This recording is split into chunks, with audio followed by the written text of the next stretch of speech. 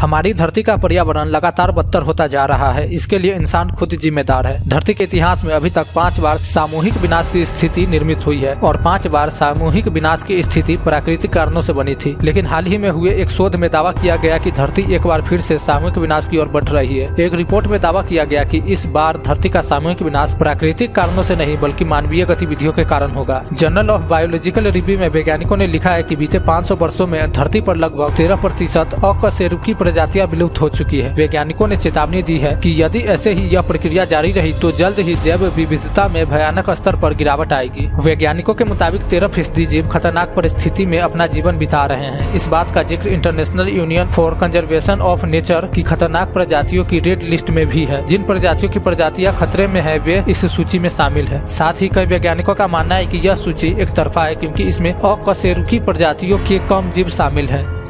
वैज्ञानिकों का कहना है अगर हम अकशेरुकी प्रजातियों के जीवों की लिस्ट देखें तो पता चलेगा कि हम पृथ्वी से बड़े पैमाने पर जीवों की एक बड़ी संख्या को खो रहे हैं। ऐसी प्रजातियां तेजी से विलुप्त हो रही है। वैज्ञानिकों ने अपनी बात को सही साबित करने के लिए साल 2015 के एक अध्ययन का हवाला दिया है जिसमें कहा जा रहा है कि पृथ्वी से मोलस्क को खत्म किया जा रहा है। रिसर्च में दावा किया गया कि धरती पर पाए जाने वाले घोंगे की 7% आबादी तो बीते 1500 से खत्म हो चुकी है। यह तो जमीन पर रहने वाले अकशेरुकी प्रजाति का जीव है। समुद्र में यह दर बहुत ज्यादा है। जमीन और समुद्र में रहने वाले प्राणियों को मिलाकर देखा जाए तो इस प्रजाति के 7.5 से 13% जीव खत्म हो चुके हैं।